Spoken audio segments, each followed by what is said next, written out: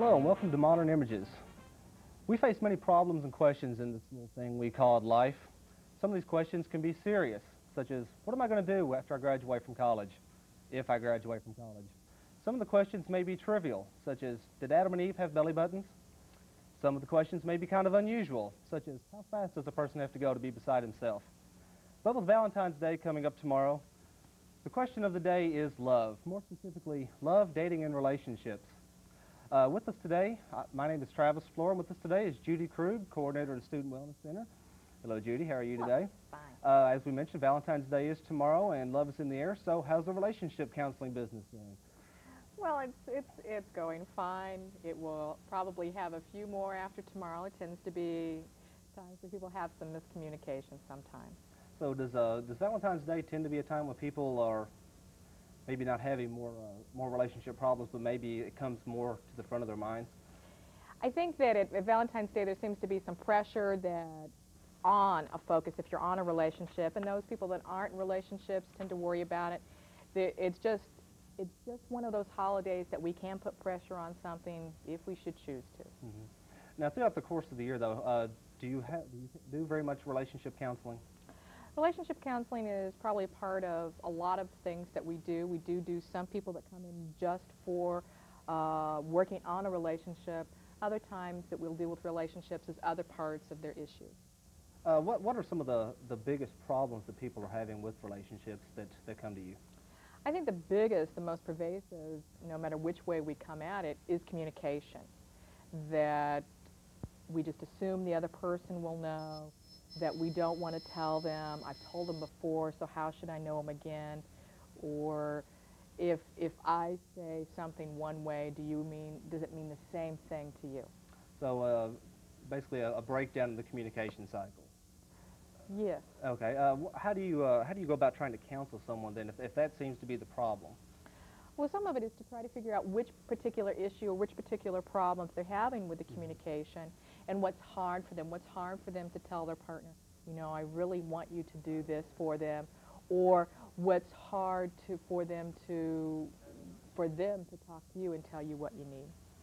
Okay. Most of the time, is the relationship the primary source of the problem, or is there usually something else in the relationship is affected by that? It can actually be both ways. I mean, we can start out, some people will come in and that the crisis they're having is the relationship, but it seems like there's a lot of pieces. I mean, a relationship is not just a small area of life.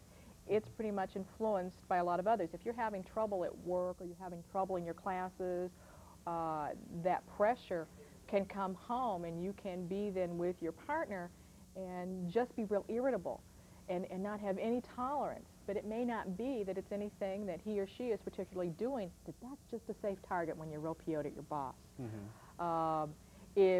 If you have other kinds of difficulties, let's say that if you drink, for example, that may cause difficulties in the relationship, but drinking is a problem as well. Now, the people that come to you for counseling, is it usually couples coming in, or is it one member of the couple that comes in for help? Well, there's more than just me at the counseling center. There's 3 others. But what we look at is that some people will come in as a couple, some people will come in individually, and some people will come in that we work on with relationships that do not say that relationship is their primary issue. So they'll come in with another problem that may lead to the relationship. That may lead to the relationship. Okay, the couples that do come in, is there a time, most relationships that blossom on campus, you know, we have the spring semester, the fall semester, have the people been dating a while, or is it usually, well, maybe just a little while? It depends on the level of commitment. You know, that generally if you're going to come in with your partner for some kind of counseling, and that generally means that there's a fairly heavy level of commitment. Now, some people are able to get to that level of commitment in a month. Some people, it takes 3 years to get to that point. Because if you don't have a certain level of commitment, instead of coming into counseling, you'll just break up. Mm-hmm. Now, being that the time limit can be relatively short, and with all the other pressures that do accompany a college student's life, what are the biggest problems, per se, as relationships go on campus? Well, communication, again, tends to be that I'm just not checking back. It can be, what am I going to do after I get out of school, and are you going to graduate the same time I'm going to graduate, and what do we do about that long-distance component? How do we deal with the summer? It can be money kind of issues. It can be time. If you're in a lot of commitments and I'm not, and I'm waiting for my life for when you're home, and you only can give me a few hours a week because you're doing a variety of things, then that seems to be difficulty as well. Okay. Now, we mentioned earlier that couples come by for counseling as well as individuals, but what about single people that may not be involved in a relationship? A time like Valentine's Day could be very hard on them. A time like Valentine's Day can bring up some of that frustration that they're lonely, that what's wrong with me that I'm not in a couple, I'm going to be single for eternity, all those kinds of fears. Because in our society, we're not real comfortable with somebody that is single. It doesn't mean that there's any problem with them, but especially right now, that during Valentine's Day, it seems a real pressure. And we can work with that person on dealing with what may be going on, what's happening, whether it's realistic to say, because I've been broken up for 3 weeks, this means I'm going to be single for my rest of my life and die an old single person. Now, I was looking through the information about the Student Wellness Center, the counseling programs you offer, and one of the other areas, though not directly related to the relationship counseling, is shyness counseling. Now, how important is that in getting to the root of maybe some single people's problems with not getting into relationships? Well, it's real hard that if I'm going to go out and be socialized and I want someone interested in me, shyness a lot of times will keep me fairly back, that I won't be communicating, I won't be reaching out, and I won't make myself approachable. Sometimes shy people get the idea that they're kind of cold and aloof, and so that can be a problem. How do you, if that is determined, the shyness is determined to be a problem, person's not putting themselves in the right situations, how do you go about counseling them so that they can, so to speak, get into the game? Well, then some of it is you look at what's behind the shyness. Is it because I'm not comfortable with a certain physical component? Is it that I feel that I just don't have an internal worth? What kind of things go for it and try to adjust it, or just teach them social skills? Okay. How much time does it usually take to get a person that comes in shy or something like that, until they're not really through with their counseling, but until they're feeling better about themselves? That's really truly going to depend on the person and what kind of condition they are to come in. Some people just need kind of as a constant reminder, just a reminder, just kind of a brush up. Okay, yeah, the relationship ended, that what the two of you said and in the breakup said some really hurtful, harmful things. That doesn't necessarily mean that they're true. And they may just have their confidence reassured in one session. Other people may need a little bit longer. Okay. Earlier, we talked about some of the problems that couples may be experiencing. It may go back to an earlier relationship and problems that are not quite resolved. Could that also be the case with some single people? Certainly. That if you've gotten into a relationship before, you may think that the next person's going to treat you that way. And if you get into a couple relationships that don't go well, it's real easy to come up with the idea that, for instance, if I'm the female and you're the guy, since that seems to work best that way, that all men are going to be slime. That you can't, why even work at it, because they're going to treat you bad. And that doesn't tend to make a good relationship basis. Okay. We have just a couple of seconds left here. I was just wondering if you could tell me, what advice would you give those that are in the dating scene right now? I'd say to really think about what they want and to work on the communication component and not to go faster than you feel comfortable with. Okay. Well, thanks a lot, Judy, for being with us today. When we come back on Modern Images, we'll be with Heidi Mann, a single college student here who's looking for love. This is Modern Images. We'll be right back.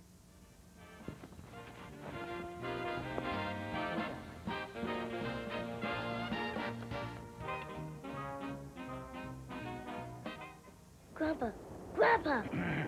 What? Will I grow up to be big and strong like you? I sure hope so, son. Why wouldn't I, Grandpa? Well, unless something is done soon, big old trees like me will be nothing but a memory, like the giants in the old fairy tales. But, Grandpa, what would the forest be without old ones like you? I think they call it a tree farm, son. My hero? Isaiah Thomas, Kevin Costner, Mr. Wong. These are teachers, but to the kids they've reached, they're heroes. My hero? Mrs. Wooten, if I don't get through to that child, who knows, maybe no one else will. Teachers have the power to wake up young minds, to be heroes, to make a difference. Reach for that power. Teach. Find out how by calling 1-800-45-TEACH. Be a teacher. Be a hero. Mrs. Washburn, I'm Gerald Fry's mother. Oh, don't you work nights? I traded shifts. Mrs. Washburn, about Gerald. I wish I could help him learn better, but I'm no genius. Well, you don't have to do the homework, but ask to see it. Let him show off what he learned. Praise him more. Show you care. You think we got a chance here? A good chance. Show me a parent who really cares, and I'll show you a kid who can learn.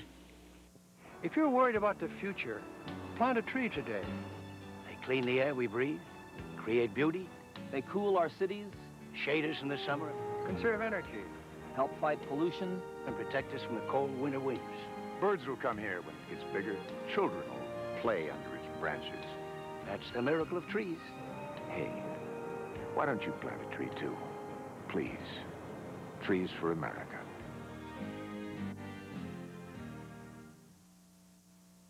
Hi, we're back on Modern Images. I'm Travis Floor, and with me now is Heidi Mann, a junior radio, TV, and broadcasting major. So tell me, Heidi, what's the dating scene like out there right now? I've been out of the scene for a couple of years now, so. Not the best scene to be in right now. There's a lot of, it's really hard finding a good man, actually, is the hardest part. Finding someone who has good morals and believes in the same things you do, you know, like just believing in God and not drinking and stuff like that. That's the hardest part I've found so far.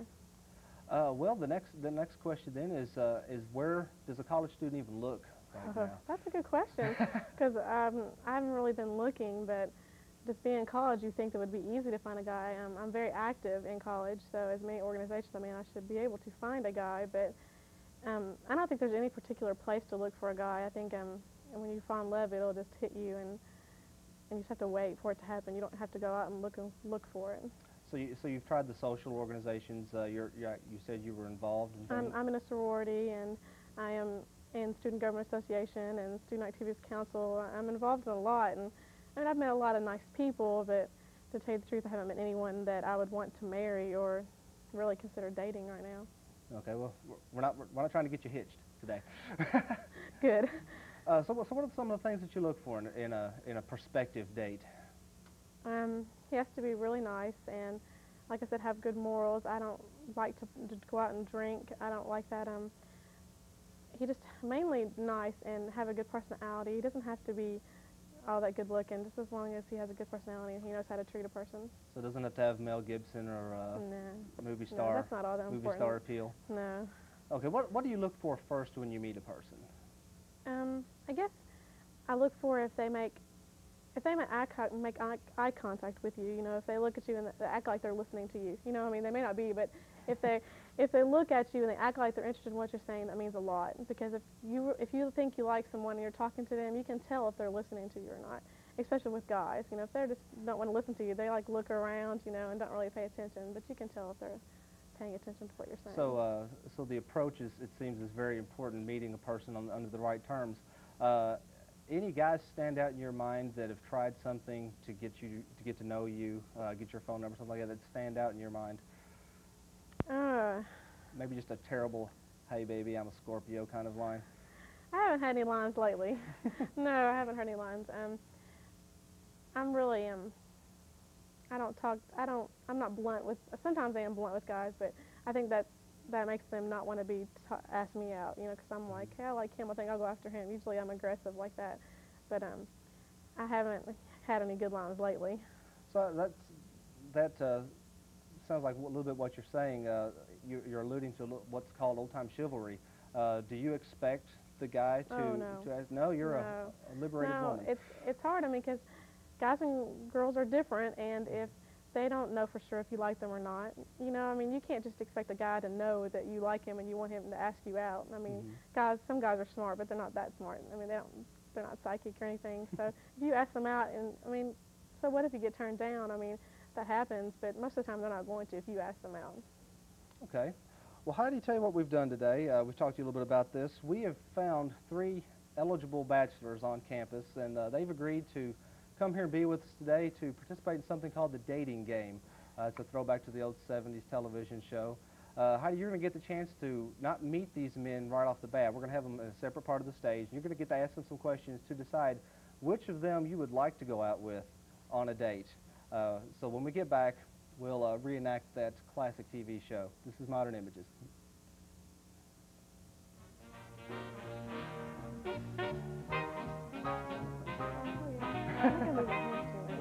Oh, no, you're doing just Well, fine. my friend dropped out of high school, and she was scared to death of going back. I made everything more important than going back to school. It was silly for her to be stuck in the same old job. When I could be doing something more. Oh, I pushed her and I pushed her to get her GED. She pushed me and she pushed me. I told her to do it for herself first. And then to do it for my kids. My kids. If I can do it, anybody can do it. Get your GED. Call today. The call's free and so is the program. Adult education, changing lives. Okay, if you'll fill out this job application. I couldn't read, but I was too embarrassed to do anything about it. He had his first car. You're really doing better.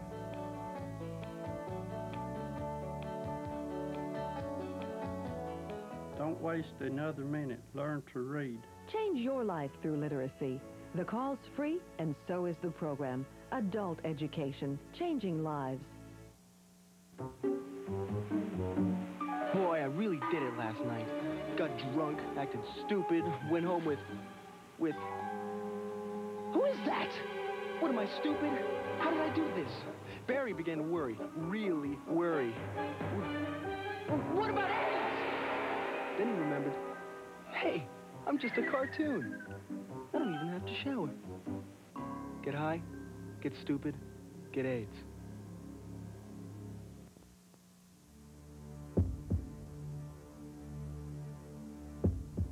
You might not see it. You might not know it's there.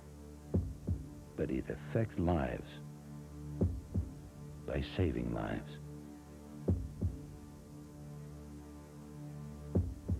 Research is the lifeblood of curing heart disease. Think of us as the pulse.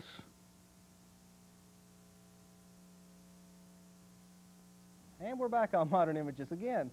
I'm Travis Flora. With me again is Heidi Mann. And you and our viewers today are about to be privileged to witness the reenactment of the dating game. Heidi is going to be asking questions of 3 eligible young bachelors that we have seated in a different part of the studio. And we're going to refer to the gentlemen as bachelors 1, 2, and 3. Someone suggested that we should call them studs 1, 2, and 3, but the only thing we could think of that might be an acronym for singles trying unsuccessfully at dating, so we didn't think that would be good to do. So bachelors 1, 2, and 3. If you could start with number 1, introduce yourself as bachelor number 1, 2, or 3, and tell Heidi something about yourself. This is bachelor number 1. I enjoy working out. Reading, and like watching TV. And this is bachelor number 2. I enjoy playing music and hiking outdoors. This is bachelor number 3. I enjoy photography and hiking and watching live TV. Okay, we have a variety of gentlemen, it sounds like. Heidi, who are you going to ask the first question to, and what's the question going to be? I think I'll ask bachelor number 1. Describe yourself in 3 words. 3 words. That's kind of tough. There's 2. First word would probably be funny, sweet, smart. Bachelor number 2, same question. Outgoing, intelligent, and talented. Bachelor number 3, same question. Likable, honest, trustworthy. Okay, we going? Yes, go ahead. Bachelor number 2, what kind of morals do you have? Morals. There's an interesting word. Thank you, that'll be all. Okay. As far as my morals go, I'm pretty old-fashioned in the sense I'm not sure exactly how you're you're wanting to know about my morals, but I'm an old-fashioned kind of guy when it comes to dating and taking women out on dates. I believe in being a gentleman. Okay, bachelor number 3. I think I have to answer the same way. I like to treat a lady with respect. I like to make sure that she has a nice time. And, you know, I like to be respectful. Okay, bachelor number 1, same question. Same question. Pretty much like them. You know, I have old-fashioned values. I learned how to treat a woman from my dad, my grandfather, and it's pretty much just being a nice guy, trying to treat him right, and trying to have a lot of fun. Okay. Bachelor number 3, what type of goals do you have? What type of goals do I have? To be successful, to live happily ever after. I just want to have fun with what I'm doing and make sure that I'm making a comfortable living. Bachelor number 1, what type of goals do you have? Well, I want to be successful too. I think the main thing is if you're happy in what you're doing, then you're going to be successful. In pretty much. So I think just trying to lead a happy and eventful and fun life. Okay. Bachelor number 2, if you could be an animal, what type of animal would you be and why? What kind of animal would I be? I think that I would probably be a leopard. You want to know why? Yes. Ah, okay. Because they're stealthy and intelligent. They're kind of, they know how to sneak up on people and take care of things. That's about it. Okay, what about you, bachelor number 1? Well, I have to be a lion. It's the king of the jungle. It's one of the smartest creatures. It's like he said, it's fast, it's smart, it's sexy. A lion. Okay. Bachelor number 3, if you were stranded on a desert island and you could only have one thing with you on that island, what would that be and why? That's a tough question. Probably a flare gun, so in case any planes or helicopters flew over, I'd be sure to be rescued. Okay, bachelor number 1? Probably a photo album. So I can remember the people I've left behind. Just so I can remember my good times, since I'm going to be there alone. Okay, what about you, bachelor number 2? My guitar. So I can keep myself amused and write music that nobody will ever hear. Okay, bachelor number 1, if you could be a type of music, what type of music would you be and why? Probably jazz, because it's a fun music. It's smart. It's kind of all over the place, but it's still got it's still based on a lot of structure, and it's a really smart music. Okay, bachelor number 2. Well, I'd have to choose classical music because classical music can put you in any sort of mood. It can put you in a good mood, can make you feel down, can make you feel exhilarating, exciting, and at the same time it can also induce thought, and well, that's why. Okay, bachelor number 3. I'd probably want to be something upbeat and fast because it has a lot of energy. It makes you want to get up and do stuff. Something inspiring, something that wants to make you go out and do something.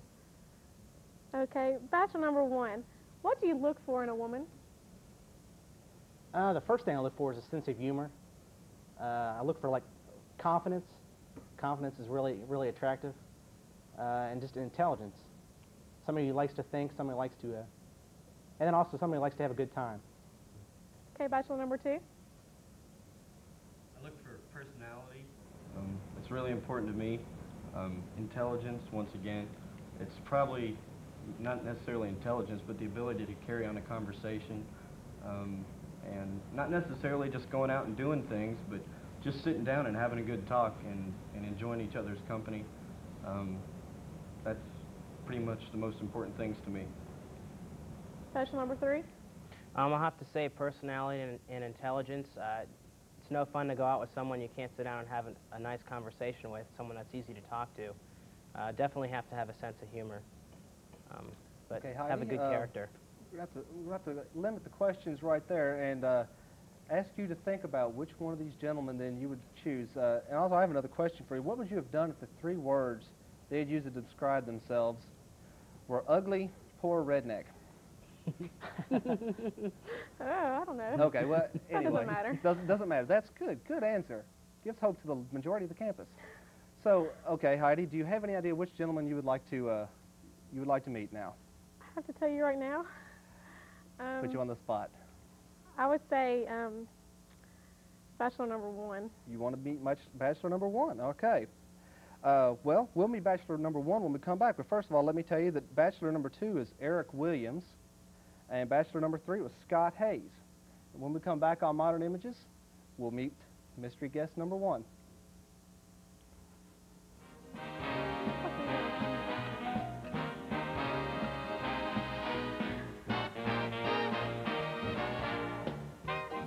A log cabin on the lake. Just me and my wife and fishing.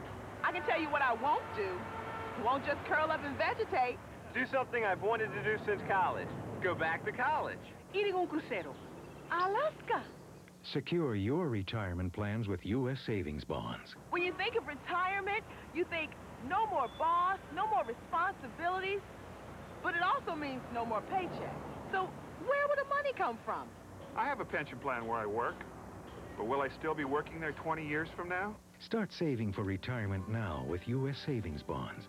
They're the easy way to save. They're the safe way to invest in your future. Get details where you work or bank. Or write U.S. Savings Bonds, Department of the Treasury, Washington, D.C. 20226. Look, you work too hard not to reward yourself when you retire. Take stock in America. U.S. Savings Bonds. Books, check them out. Books, check them out. Pick up a book. You got a fantasy? Imagination can take you to where you want to be. Are you curious? How can you find out? Books, check them out. Books, check them out. Read about stars and cars, play electric guitars, or cops that work hard, patrolling the boulevard, the heavyweight champ and his craziest bout. Books, check them out. Books, check them out. At your library.